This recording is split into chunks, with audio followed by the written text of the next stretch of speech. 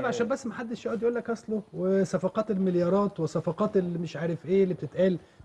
ما هو حتى نادي الزمالك انا بشوف ان 410 مليون دول يعني كان ممكن يدفع وجهه نظري يعني معلش، وبتكلم فنيا والله ولا ليا دعوه بحد ولا عمري مثلا هشتغل في نادي لا، لكن انا بتكلم انه 410 مليون دول كانوا ممكن يدفعوا في لعيبه افضل من كده بكتير لنادي الزمالك.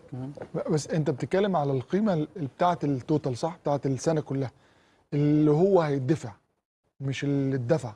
ايا كان، ما انا بقول لك عشان بس الناس بتقول لا ما اتدفعش لسه هيدفع على مدار السنه. ايا كان انت دلوقتي يعني انت دلوقتي يعني جبت لعيبه ودفعت ملايين وما استفدتش بيهم. أيوة. وتوقف القيد وعندك هي نفس المشاكل.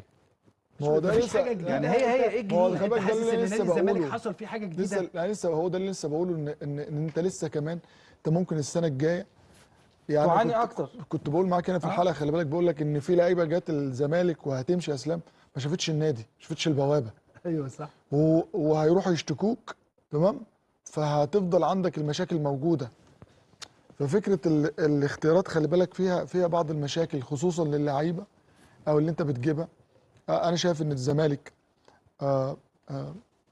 ملوش حل غير في ولاده في قطاع الناشئين. عندنا لعيبه كويسه جدا في قطاع الناشئين، عندنا في كل فرقه على الاقل عندك على الاقل لعيبه تلعب او تبقى احسن من اللي موجودين. على الاقل عندك 3 4 لعيبه في كل فرقه.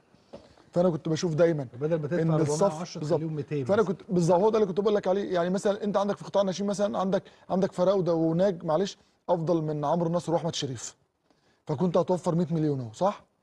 ده في 2 لعيبه بقى مع علي مع ادم كايد مع كل دول هتلاقي انت نفسك بتوفر على الاقل 3/4 الفلوس. بص يا ايمن، يوم ما تيجي المنظومه في نادي الزمالك اللي تشتغل على نادي الزمالك وتشتغل على ارضيه نادي الزمالك وملعب نادي الزمالك وملاعب نادي الزمالك وغرف الملابس، وتحس ان انت في نادي اوروبي بيشتغل باحترافيه والدنيا مقفوله، وتشتغل على نادي الزمالك، هتعرف ان في خير جاي.